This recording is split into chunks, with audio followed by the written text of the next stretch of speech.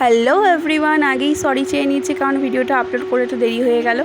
এটা হচ্ছে আমি বাপের বাড়ি যাওয়ার আগের দিনকার ভিডিও, যেদিনকার আমি যাচ্ছিলাম আর কি, জামাই ষষ্ঠী উপলক্ষে নিমন্ত্রণ করেছিল, তো সেখানেই যাচ্ছিলাম।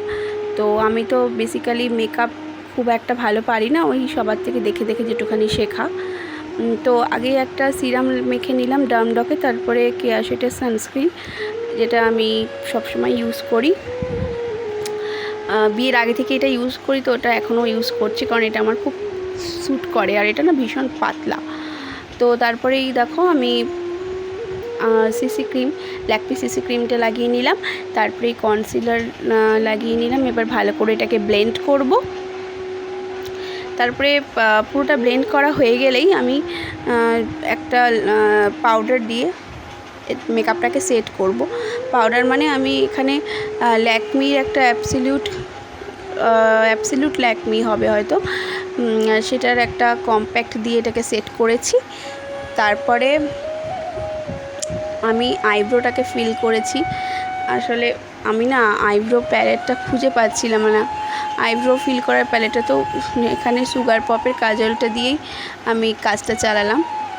আর না বিশ্বাস করো, গরমের মধ্যে না মেকআপ করতে সেরকম একটা ইচ্ছাই করছিল না, তবুও যেতে হবে বাপের বাড়িতে। তো এমনি তো আর যেরকম ঘরে থাকি সেরকম করে তো গেলে হবে না, তো টুকটাক যেটুখানি না করলে না হয়, তো সেটুখানি করে গিয়েছি। তোমরা অবশ্যই আমাকে জানিও এই মেকআপটা কেমন লাগলো তোমাদের। তো আইব্রোটা ফিল করে নিয়েছি, তারপরে একটুখানি মাস্কারার যে ব্রাশটা থাকে না, সেটা দিয়ে একটুখানি ভালো করে সেট করে নিলাম। প্রায় আমার হয়েই গেছে। আর আইশ্যাডো প্যালেট দিয়ে, এটা সুইস বিউটির একটা আইশ্যাডো প্যালেট, আইলাইনার পরবো না বলে এইখানের যে ব্ল্যাক শেডটা আছে ওটা দিয়ে একটুখানি ওপরটা একটু কভার করে নিলাম, চোখের ওপরটা, যাতে আইলাইনারটা পরতে না হয়, এটাতেই হয়ে যায়। তো হালকা করে ওটা লাগিয়ে নিলাম, তারপর পুরোপুরি মোটামুটি সেট হয়ে গেছে।